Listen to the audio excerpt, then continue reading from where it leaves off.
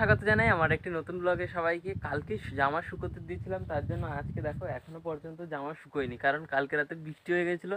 আমার মনেও নেই যে জামা উঠাতে হবে। স্কুল যাইনি, এখন বাজছে সকাল 7টা। চলো রান্নায় কি করছি, আর রান্না এখনো তৈরি করিনি, রান্না তৈরি করব। সবার প্রথমে দেখো এখন কড়াই গরম করতে বসিয়ে দিয়েছি। দেখো নিচে গ্যাসও চলছে। এখন প্রথমে কড়াইতে তেল দিয়ে নিই পুরোটা।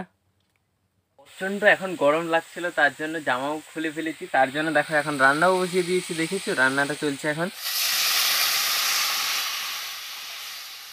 তরকারিটাকে স্বাদ করার জন্য তার সঙ্গে একটু চলো ম্যাগি মশলা দিয়ে মিশিয়ে দিই পুরো তরকারিটায়। এটা নিয়ে এসেছিলাম, তার জন্য পুরোটা ছড়িয়ে দিই। পুরো উতরে এসেছে, তার জন্য ভেজে রাখা আলু আর ডিমগুলো চলো এখন তাতে দিয়ে দিই। দিয়ে একটু চলো গুলিয়ে নিই। এবার 5-7 মিনিটের জন্য একে ছেড়ে দিই। ফাইনালি রান্নাও শেষ হয়ে গেছে। তো বন্ধুরা, তোমরা ডিমের ঝোল রান্না করেছি, তোমাদের কেমন লেগেছে আমাকে অতি অবশ্যই কমেন্ট করে জানিও। তরকারি হয়ে যাওয়ার পরে এখন ভাত করতেও বসিয়ে দিয়েছি। এখানে দেখো মাঠেতেও চলে এসেছি এবং তাদেরকে জল খাওয়ানোর জন্য বসিয়ে দিচ্ছি। তারা এখন দেখো জলও খাচ্ছে।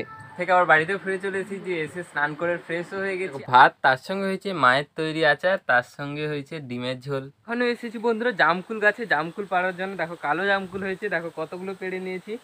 আরও কত বড় গাছটা দেখো, আর কত জামকুল হয়েছে দেখো, তোমাদের দেখাই চলো। গাছটা দেখেছো কত বড় দেখো, আর তাতে কালো জামকুল হয়েছে দেখো। এখন কাঁচা দেখো, এইসব জায়গাগুলো দেখো কাঁচা, আর এইসব জায়গাগুলো ওই জায়গাটা যেরকম পেকে গেছে কিছুটা দেখাচ্ছি। ধরো এই দেখো, এই জায়গাটা দেখেছো একটু একটু দেখা যাচ্ছে পেকে গেছে। আরও জায়গাটা দেখাচ্ছি তোমাদের চলো। আরও এই জায়গাটা দেখো, এই জায়গাটা দেখেছো পুরো পেকে গেছে। আর যেগুলো ভেঙেছি দেখো বড় বড়গুলো আমার হাতে রয়েছে। খেতেও খুব টেস্ট, খুব মিষ্টি। চলো একটা খেয়ে নিই। খুব মিষ্টি খেতেও।